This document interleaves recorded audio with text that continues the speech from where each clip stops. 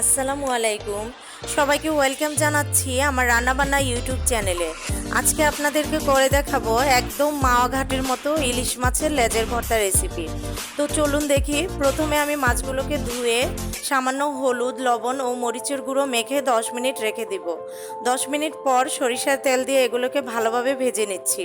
দুটো লেজের সাথে আমি আরও 3 পিস মাছও দিয়েছিলাম, যাতে বেশি ভর্তা বানাতে পারি, কারণ এই লেজের ভর্তা আমার বাসার কেউ মিস করতে চায় না। সবারই খুব পছন্দের এই ভর্তাটা। এই মাছ ভাজার তেলে আমি 8-10টি শুকনো মরিচও ভেজে নেব। মরিচ বেশি দিলে ভর্তার স্বাদ কিন্তু অনেক বেড়ে যায়। মাছগুলোকে ভালো করে আমি কাটা বেছে নিব, যেন হাত দিয়ে মাখতে সময় কোনো কাটা হাতে না লাগে।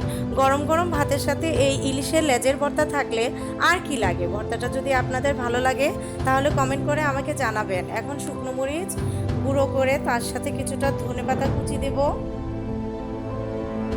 ও হাফ কাপ পেঁয়াজ কুচি দেব।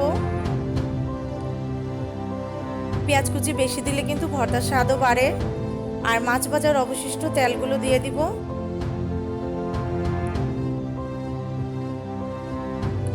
অর্ধেকটা লেবুর রস দিব ও সামান্য একটু লবণ দিব, যেহেতু মাছে আমি আগেই লবণ দিয়েছিলাম।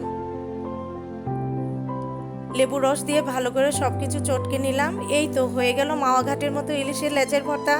সবাই ট্রাই করবেন আর খুব ভালো থাকবেন। আল্লাহ হাফেজ।